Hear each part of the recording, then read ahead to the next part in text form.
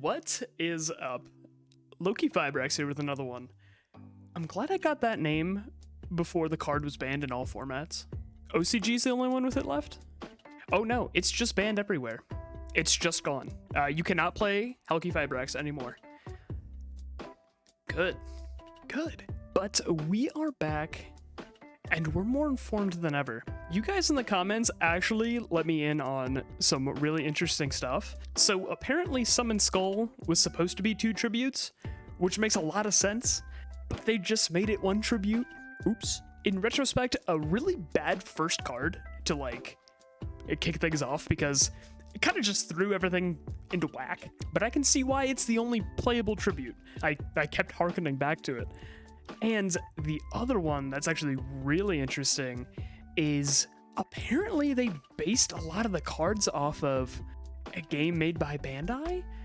And so someone commented here about all these different kind of spells and how they were different and how it translated over into the game we know today. And I looked more into it and wow, these cards look sick, actually. I don't know if anyone's ever seen them, but that makes a lot more sense. At first, I just thought Konami was just pushing this full of pack filler and just commons to gunk up, and so you have to dig for your Summon Skulls. But this right here at least justifies the existence of weaker cards because they're trying to translate them over from a different game into something else, and so not all of them are going to be useful, and it's hard to bring something from a different card game and try to make it work with these new rules, you know? So I do have to give some of these normal monsters a little bit different of a grade, because while they're still probably, well, they probably were not playable in the format of the time, it's not of their own fault, and it's not even really Konami's fault. So I think the real obvious ones that are like 300, 200s, I can give an F, but I think I can bump up some of the ones that look okay. I can give them like a nice safe D to C range. Kind of, I was basing most of my knowledge of normal monsters, this little book I have here, right? So this is a little collection. I have a bag, literally a Ziploc bag somewhere, of some really old cards. They were hand-me-down from my mom's friend's son, who I never met, but they were clearing out their collection of cards back in like 2004 or something like that. And I just got a bunch of hand-me-down commons from Yugioh. I didn't know how to play. They just sat in the Ziploc bag, but I did get a little binder with it too, and I just put the cards that looked the coolest in this binder. But one card in particular I was kind of having in mind was this right there. Actually, let me take it out. This bad boy. But yeah, 7-colored fish. It's an 1800 attack. So I was thinking if something wasn't as big as that, it's kind of just unplayable. Again, that's not completely fair, right? Because an F that is like a 1400, 1600, and an F that's like a 300, 200, like I said before, those are not on the same power level, right? So I was thinking, what if I thought of it like a sealed format, like a draft format? If you were drafting the original Yu-Gi-Oh set, you would have to play some of the higher power cards. Like, it would just have to happen. So they do have a niche in their own little world. So I'm gonna lighten up on them just a little bit. These cards have not left this binder in probably 20 years. Didn't they just unban this one? This was the card I tried to make a deck out of when I got Master Duel. I'm not even a Yugi boomer, I'm just stupid. So all that intro stuff aside, let's get into the first one with our newfound perspective on the normal monsters. Oh, we're just gonna start with a doozy. Holy moly. Main Eater Bug. Flip, target one monster in the field, destroy it. Oh my god. This reminds me so much of Ravenous Chupacabra. It's worse than Ravenous Chupacabra, which is an ETB, destroy target creature. This one you have to flip, so it needs to be attacked or just not interacted with so you can flip it on your turn. Speaking of Ravenous Chupacabra, very, very good rant by Star City Games. I hope he's still on there. Star City Games Patrick Sullivan. Him and Cedric, some of the best commentary for a card game I've ever heard. Definitely check out that rant though. It's like a quick 10-minute rant. I'll put it in the description. It's beautiful. It's beautiful. You don't even need to really know too much about Magic or anything like that to really feel the passion about Ravenous Chupacabra. But this, I mean, this is just an easy A. I mean, something like this, it's meta defining in the way that if there is any set card on the field, any set monster, there's a chance it's this. That is just meta defining on its own. While it lacks the 5-for-1 power of Dark Hole, it makes up for in the insane bluff potential it has. So easiest A for Maneater Bug. I'm glad we started with this one. This is awesome. Okay, up here we got Masaki, the legendary swordsman. Okay, so old me would have gave this an F. 1100 attack, 1100 defense. I think this is a little bit higher on the curve than most. I'm gonna give this a D. I think it still gets walled by the defensive options in the set so far, but I think 1100's a little bit on the higher end, so I'm gonna give it a D. Metabat, an eyeball fiend created by a servant of the wicked, uses dark blasts to blow away its enemies. This I can give an F. I think this stat-wise is really not good. I really do like the art though. Let me get rid of that F. I like the art. And I don't know if that's a Metabot reference, that old like robot show. I've never actually watched it. I've just heard about it. But yeah, it's gonna get an F. Next we got Metal Dragon. Is this the Cyber Dragon beta? Steel Ogre Grotto and Lesser Dragon. The background looks like clip art. That is just a stock photo in the background. That just has to be. I can't look away now. It's just stock cloud photo. That's hilarious, actually. That's hilarious. I don't think my stance on the fusions have changed, and there are way better fusions that I saw. The Gaia fusion, I think, was actually a decent payoff. This, I mean, it's the same amount of card economy, and you're probably playing worse cards to make this, so I'm gonna stick with my guns on the fusions, except for the Gaia one. I'm gonna give this an F. Really? You're just gonna grab the clouds from Microsoft XP? Oh, I'm not gonna try to pronounce this one. Misiruzum. Okay, it's a missile fish. Misiruzame,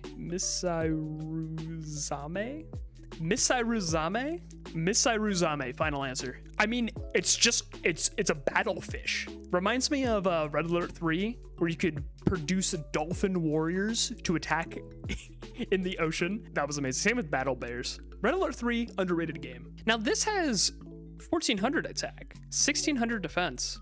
You know, if I recall, I think this is on the higher end of normal monsters that I remember seeing. If I were to take this in a draft, this seems like it's... Oh, it's a tribute. Oh, no. That changes everything. Oh, no. Yeah. Even that dragon is bigger than this. Yeah, this one is... I'm reformed, but I have to give it an F. No, I can't do it. It has to get an F. I'm sorry. Monster Egg. A warrior hidden within an egg that attacks its enemies by flinging eggshells. Damn, it's taking its house and just throwing it at you. This one's satted way too small, I think. 600, 900. I've definitely seen better, so this has to get an F. Yeah, it has to be an F. Oh, what a banger right here. I mean, this is still playable. They should put this to 3 for fun. Get the best monster that died, assuming both of you are playing good monsters. Oh, bring back a Maneater Bug. Ooh, turns Monster Reborn into another removal spell. You could just revive the tributes they went for, right? If they're playing a tribute strategy for just big vanilla beaters, you just get it for free. I mean, I'm trying to justify it within the context of the format. I just already know this card's, really good. So yeah, it's gonna be an easy A. Yu-Gi-Oh just can't stop ripping off from Magic. It's sad. Mountain? Don't you know Magic the Gathering invented Mountain? Another instance of this forest-like thing. All dragon, winged beast, thunder monsters gain 200 attack defense. I'm still steadfast, and I think that this is actually pretty good if you build your deck around this. I think just like forest, I'm gonna give this a B. And I think the fact that it mentions dragon is very, very important. I'm thinking more of that, the defensive tools in that I've seen so far have been like 2000, right? So that smaller 1 tribute dragon monster would be enough to beat over something like that, right? With the combination of mountain. Having something over 2k attacks just seems like a premium, and dragons tend to be bigger. So yeah, just like forest, I'm gonna give this a B. I think this is very, very strong to build around. Speaking of things with a lot of defense, Mystical Elf, an 820, huh? I mean, compared to its peers, has much lower attack. Oh, it says that in the flavor text. Lacks offense, but has a terrific defense backed by mystical power. Wow. So I gave, I think the other two with 2000 defense a C, but I think this one's lack of attack kind of bumps it down a bit, especially because I haven't seen too many of the play X payoffs, like play spellcasters. Though Aquamador was a spellcaster too, so this just gets strictly outclassed. So while it's not unplayable like an F, it's gonna get a D. It's gonna get a D for me. Mystical Moon. It's another one of these equipments, auras, kind of thing. It's gonna get an F. Mystical Sheep number 2. It's trying to hypnotize me. A monster sheep with a long tail for, oh, hypnotizing enemies. Okay, the stats on this one are pretty horrendous.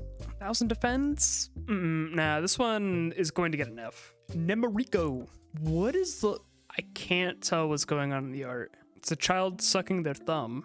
A childlike creature that controls a sleep fiend to beckon enemies into eternal slumber? A sleep fiend? Is that what I'm looking at? Is that what's wrapped around it is the sleep fiend? God, I wish I was in eternal slumber. This one stat-wise, I think, again, compared to the board, is an F. I feel like I kind of want to see like a minimum 1100 on one of these stats to like really make it feel like it's strong compared to the rest of them. F for Nemorico.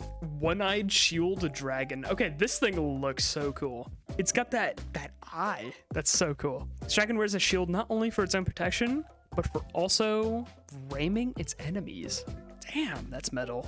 I think this I can give a D. 1300 defense, I think, is enough to kind of cut it if compared to some of the other things I've seen. Even though 700 attack's pretty bad for how badass this thing looks. Petite Angel. A quick moving and tiny fairy that is very difficult to hit. No, it's very easy to hit. Hit it with any creature.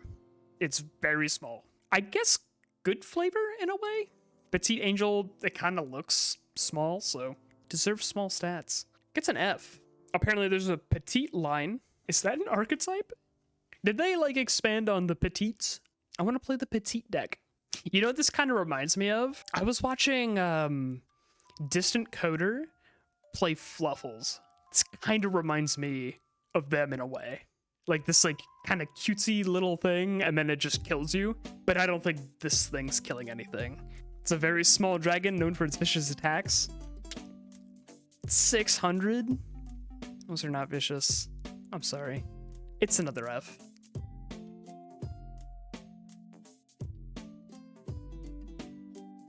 I've been sitting here thinking how to grade this.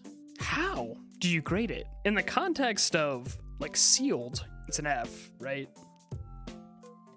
Context of constructed, at the time, probably an F. But it's polymerization. How good is polymerization? Maybe I'm thinking about this in, like, I think I might have a little bit of Master Duel bias on this one, but you don't put poly in your deck to draw it raw. It's usually searchable and stuff like that. Just throwing this in and hoping you get it, not good. But then again, there are some, maybe it's slow enough, like the original kind of format is slow enough. This is such a tough one. I think I'm giving it a little bit too much of a modern bias of like what is usually summoned off poly, and it makes me want to die. Back then, it's probably just gonna be a big beater that's gonna be hard to get over. I'm gonna give it a C. It's kind of a cop-out.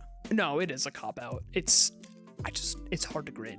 It's hard to grade. Back then, I just don't think there was enough poly payoffs. And the ones I've seen are just fine.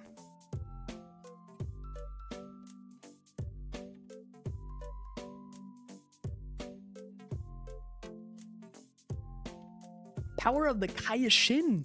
Equip only to an aqua monster. I will not. I will give you an F. Ooh. Ooh. Yeah. This is just the cream of the crop a while. I might be wrong, but this is probably just the best card printed in the base set, right? Destroy all monsters your opponent controls. You can commit to your board as much as you want. It's just gonna blow out your opponent only. This gets an A+. I mean, Raigeki's still strong. It's still strong. No, no, no, no, no, stop. Oh, this is a weird one. Reaper of the Cards. Flip, select one trap card on the field and destroy it. If the selected card is set, pick it up. Okay. And if it's trap, it is destroyed. If it's a spell, put it back. 1380 attack, 1930 defense. Okay, okay. I assume this is not arbitrary, and something from the original Bandai game is explaining the stats on this. I can, like, there would just be no other reason, right? And there's probably not too many cards with numerals of, like, non-5s in Yu-Gi-Oh! I've played, I can't say I've played, like, a ton of Master Duel, but I have never seen stats like 1380 or something like that, unless it was modified by something, right? But how good is this? It is a tribute. It is a tribute. It's a tribute set. So what's funny about the tribute set is you can't bluff Maneater Bug off of it. I mean, it seems definitely playable for this kind of effect. To be on a decent body is pretty good. You can't expect something with an effect like this to have the same stats as the vanillas. So I think this was decent. I'm gonna give it a C. I like it. I hate it. I hate it. I hate it. Red Medicine, increase your life points by 500. Life gain, no, no, no, no. Yeah, super easy F, super easy. Red Eyes Black Dragon, sick. First dragon with a deadly attack. Very simple on the flavor text.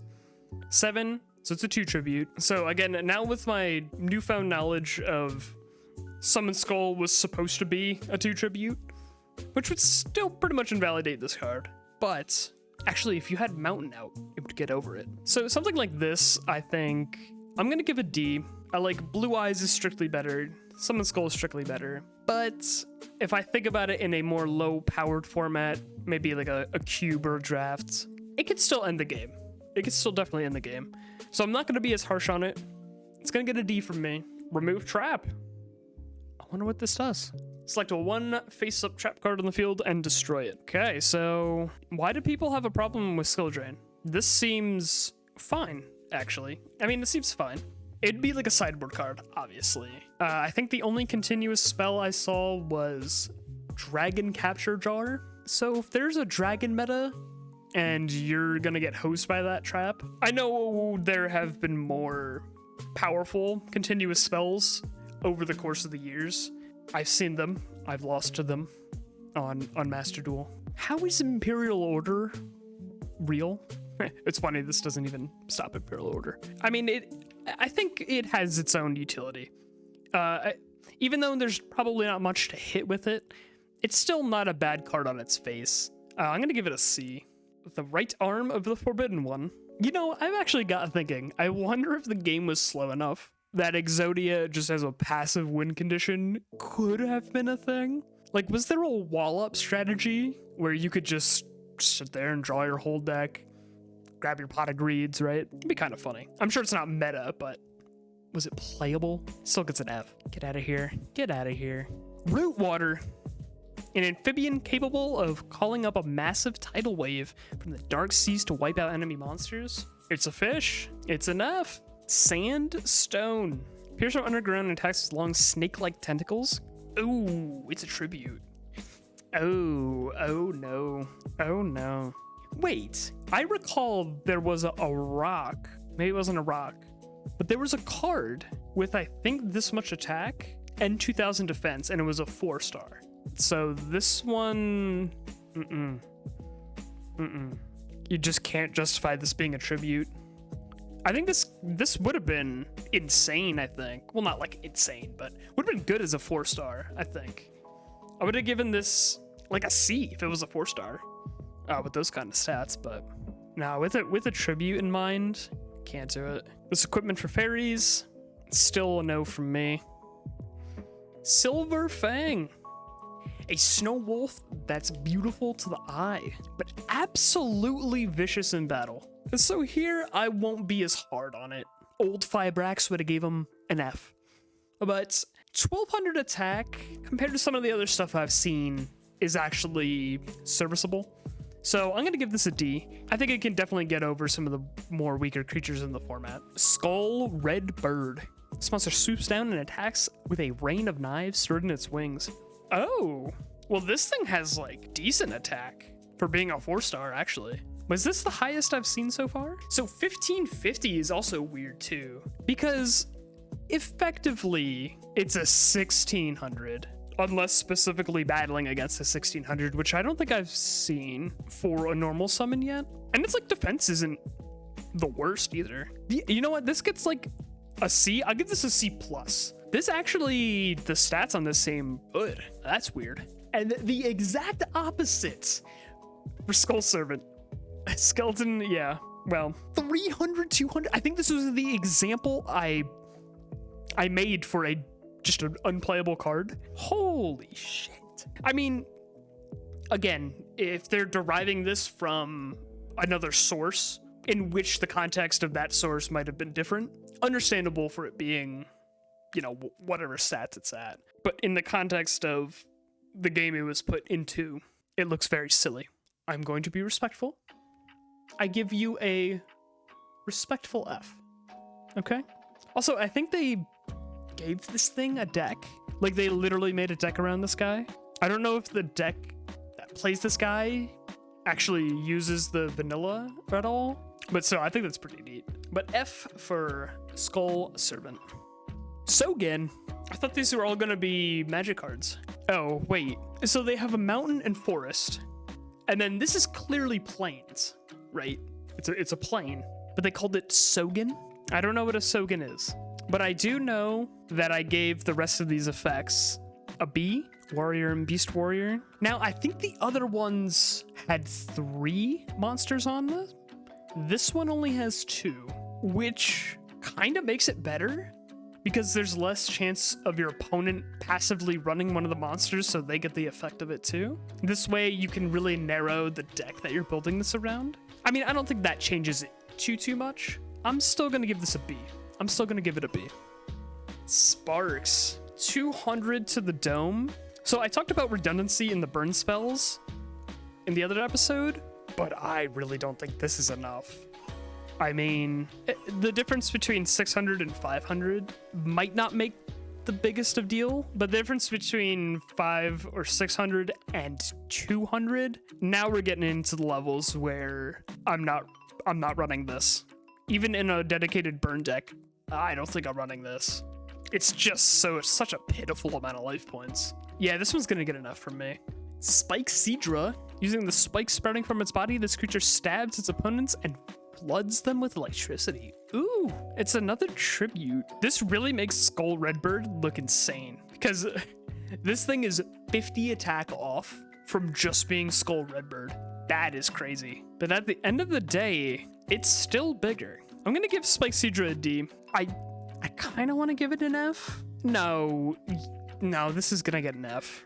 No, it's gonna get a D. It's gonna get a D. I think 1600 attack is just enough to maybe do something on the board if this was like a limited environment. No, it's getting an F. It's getting an F. I can't do it. I can't do it. F. Oh, they made this thing into a Rush Duel card. Oh, I love the Rush Duel card style. That's so cool looking. I hope they make a digital rendition of Rush Duel. I'd play the hell out of it. It feels like a really cool way to get into and like play with some of the older cards. You know, even though that ship sailed 20, 30, whatever years ago. Imagine like Spike Seadra being a decent card in modern day. Spirit of the Harp. So it's the exact same stat line as the other spellcaster one, though this one's a fairy. Whatever stock you give that. Yeah, I think getting strictly outclassed though. Even though you're a fairy, I mean, should I give you a C? I think the logic I came to with the elf was that there's literally a spellcaster that does that, right? That's just better. But I haven't yet to see a fairy that's better. So if there is some sort of fairy payoff, or if you want to play a fairy deck or XYZ, that's going to be my justification for giving this one a C, is that it's just a different type. So it's not strictly better or worse than anything. Steel Ogre Grotto, number 1. Now this thing for tribute, it's just the attack stats so low. The defense is fine. Steel Idol worshipped in the land of machines. It's just that defense as a stat seems like it's spread out way more and there's just more of it in a lot of these cards. So I want to be looking for something with more attack that this thing doesn't have for a tribute. Nah, it's getting an F for me. Stop defense. Select one defense position monster on your opponent's side of the field and change it to attack position. So this is one way to really get over those really sticky defensive monsters. Even though a lot of the monsters I've seen are on the lower end of the attack spectrum, this will help blow them out. And honestly, this looks like one of the few ways of doing it without a hard removal spell. So for that reason, I think I want to give it a D. No, bump that up to a C, because I could just see someone just getting walled out by a 1200. But if they're running the, you know, the one with like 1300 attack, well, chances are play your Skull Redbird or play your big tribute or bigger tribute, right? Yeah, I mean, strictly worse than hard removal, but kind of looks like a necessity in a format like this. I could be completely off base here though. Like this thing from behind is just horrible because wow, you got rid of their wall, but you're still dying. As opposed to something like Dark Hole or Raigeki that swing the entire game into your favor. So yeah, that's why this is gonna get a C from me. It's just not on the same power level, but it's still kind of effectively removal. Succubus Knight, a warrior wizard adept in casting bone-chilling spells. It looks like she has rubber gloves on. It's another one of those weird attack stats. 1650. I think that's high enough to give it a D. Is 1650 enough to justify a D? I'm gonna say no. I'm sorry, it's gotta be an F from me. There's just too many better ones out there. Oh yeah, I know this one. Swords of Revealing Light. After this card's activation, it remains on the field, but you must destroy it during the end phase of your opponent's third turn. When this card is activated, if your opponent controls a face-down monster, flip them face up. And while this card is up on the field, your opponent cannot declare an attack. Very interesting. This is clearly a powerful effect. This can force the Man-Eater bugs face up before you commit a card to the board. It also buys you 3 turns. 3 full turns. Rip this on a top deck and try to dig for your removal, you know? So notably, you can still attack too. It's just a one-sided effect. How big was 3 turns back then? Because the game doesn't even go to 3 turns now. Be using an Exodia strategy. I think this is a powerful effect. I think this is gonna get a B from me. I don't think every deck played this, but the ones that did really wanted to see it. So yeah, I'm gonna give it a B. Terra the Terrible. Okay. Known as a swamp dweller, this creature is a minion of the dark forces. Holy fuck, it's literally me. Does he have the bunny ears on? That looks like Divas from Overwatch. Oh, that is too funny. He's just like me for real. Stat-wise, not horrendous. Actually a normal summon for once.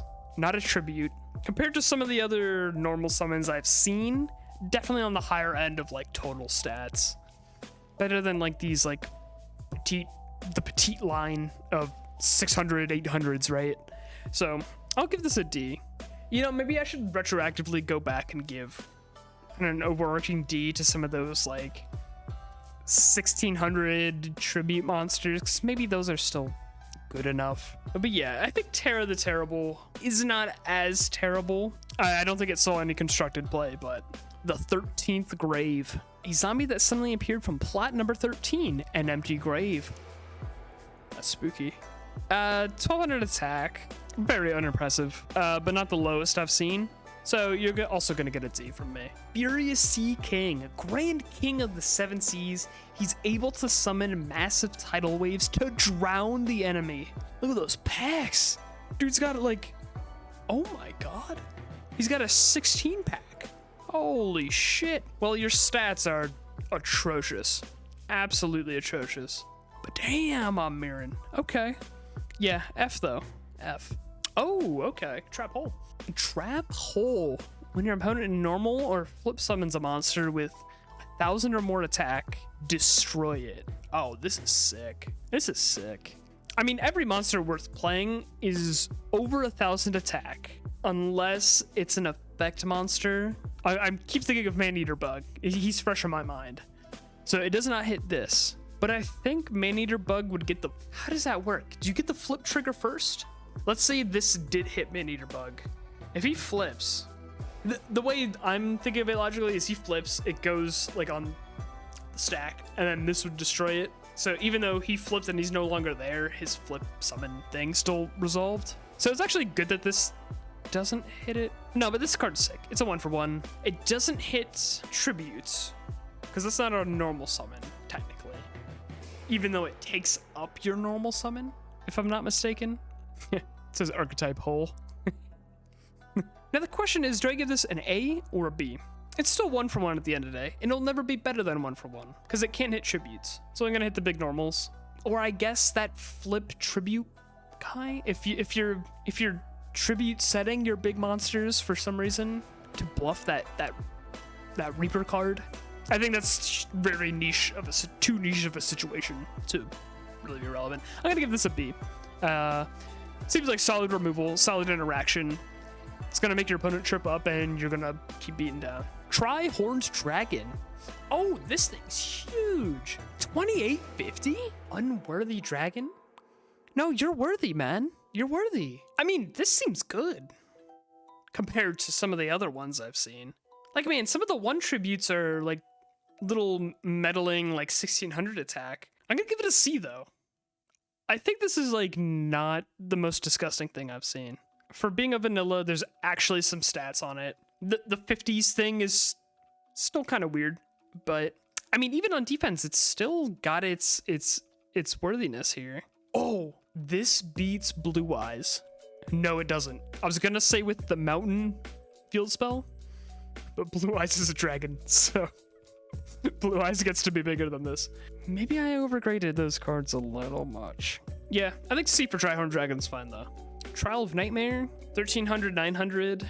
This fiend passes judgments on enemies that are locked in coffins. Oh my God. Is that okay to show? Bro, he's just stabbing him. There's blood coming out of there. What the fuck? Is the fiend the sword? Or is the fiend getting stabbed? Oh, maybe it's just like an event. That's brutal though. You're not gonna see that anymore. You know? You're not gonna see a sword stabbing through a coffin and just blood flying everywhere. Classic. Absolutely classic. 1300 attack. Not the worst. Not the worst I've seen. So I can give this a D, I think. Tripwire Beast. This creature attacks with electromagnetic waves. Real simple, short and sweet. I'll keep it short and sweet on this one too. Give it a nice little D. Turtle Tiger. Tiger encased in a protective shell. This reminds me of Flower Wolf. They just jammed two things together and they said, hey, make a turtle tiger. They just put a shell on the tiger. It's beautiful. It's beautiful. I mean, again, the aggregate of stats. Defense is a little higher. Attack's a little on the low end. It gets a D minus. It having higher defense is not too attractive to me. I have seen so many high defense monsters. Almost said creatures again. I'm gonna keep messing that up. But yeah, D. Let's go D here. 2 Mouse Dark Ruler. Does this have to do with the card Dark Ruler No More? If so, that is really cool. That's a cool callback. Whoa. This art's trippy too. So there's a lot going on in this art. So it has a chicken foot on its leg, arm. Okay. It also has a little like Venus flytrap looking mouth coming out of its neck. And then I could be wrong, but that looks like bamboo coming out of its blowhole. There's a lot going on here. Nothing really describes it. I mean, it has two mouths, stores electricity in its horn. Why does it just look like bamboo? It's gonna get enough though. I'm perplexed by the art though. Two-pronged attack. Select and destroy two of your monsters and... Oh, really? You're gonna make me grade this? No, right? There's no way. Okay, so in Constructed, we've seen insane cards like Dark Hole Raigeki. I think it was Fissure. And then you have this. That's a 3-for-1. But the upside is you can do it on their turn. I haven't seen any way of like you get paid off for sacrificing your own monster. So for Sealed, maybe this is the D tier removal that you have to run because there's nothing else, right? If let's say Raigeki and Dark Hole are like the highest rarity, and this is a common. Oh no, it was a common. Starter deck Yugi and Kaiba. I see it right here on Yugioh Pro deck. Yeah, this is a common. So I will give it, even though Brain is saying F, I'm still going to give it an F. But for Sealed or like Draft or something like that, it looks like the most begrudgingly playable card. Like, you have to play some sort of removal. Oh my god, you have to have two monsters to even... Like, if you're behind, you're just fucked. Yeah, it's gonna be an F.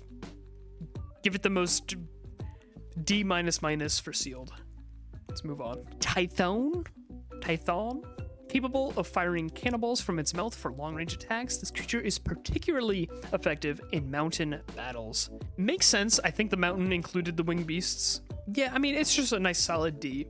Again, the stats aren't particularly exciting, but also not the worst. Umi. So it's the fish, sea serpent, thunder, and aqua. Oh, wait. This is different. All fish, sea serpent, thunder, and aqua gain 200 attack defense. Also, all machine and pyro monsters lose 200 attack and defense. So I'm going to assume maybe Yugioh Pro deck has this in a slightly different order than maybe what the actual release was. Because this is just strictly better than the other ones, like Mountain and Sogen.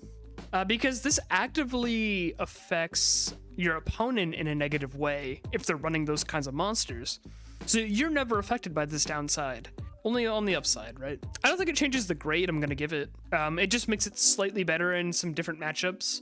This covers a wider range of creatures too, which again, it has its upsides and downsides. The more it encompasses, the more you can build your deck around it, but the more it might passively leak into, you know, your opponent's strategy. I'm gonna stay consistent on it. I'm gonna give it a B. Build your deck around it, and I guess you just like automatically hose machines and pyros here, right?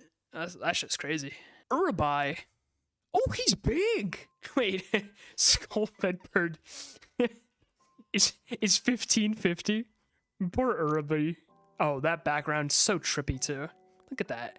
See, I like this better than Microsoft Windows Cloud background. That just looks cheap. This looks groovy. And that's what truly matters. Fast on its feet, this dinosaur rips enemies to shreds with the sharp claws. Damn, do I give this a C?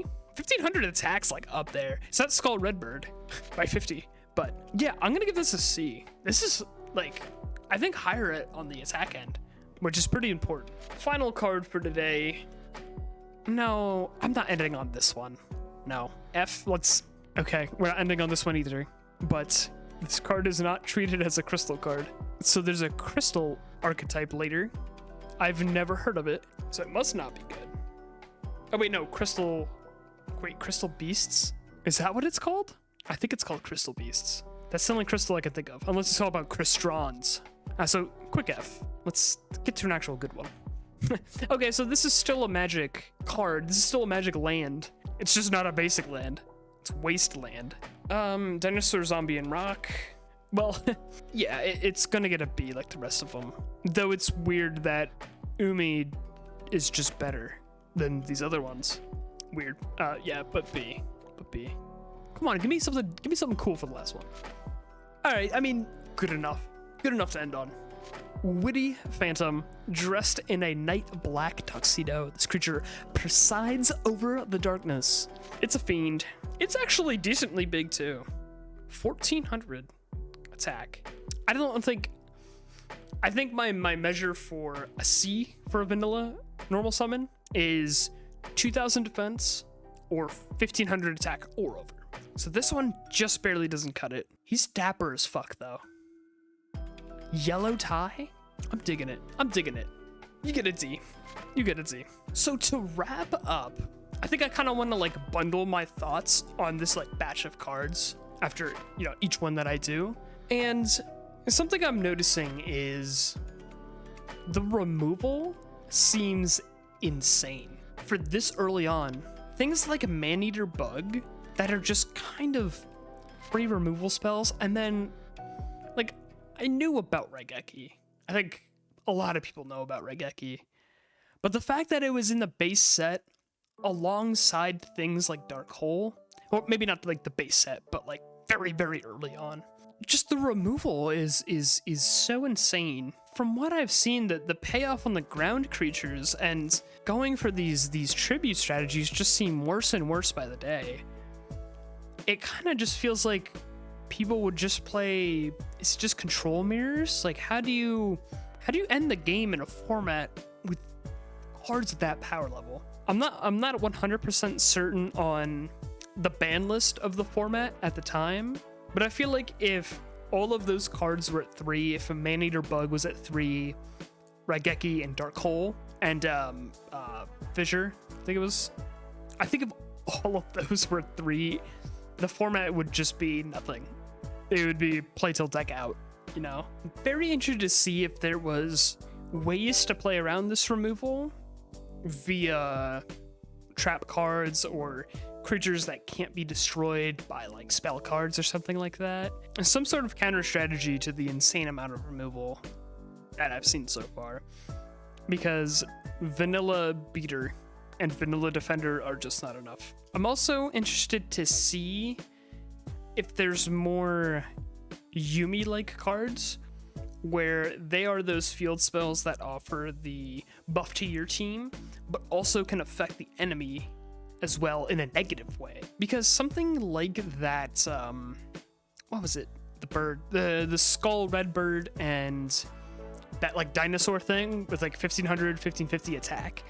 If you're playing those field spells and you're swinging in for 1750, first of all, that just beats some of the tribute set monsters. Not tribute set, but like tribute play monsters. And you could be in a position where you're hosing your opponent too.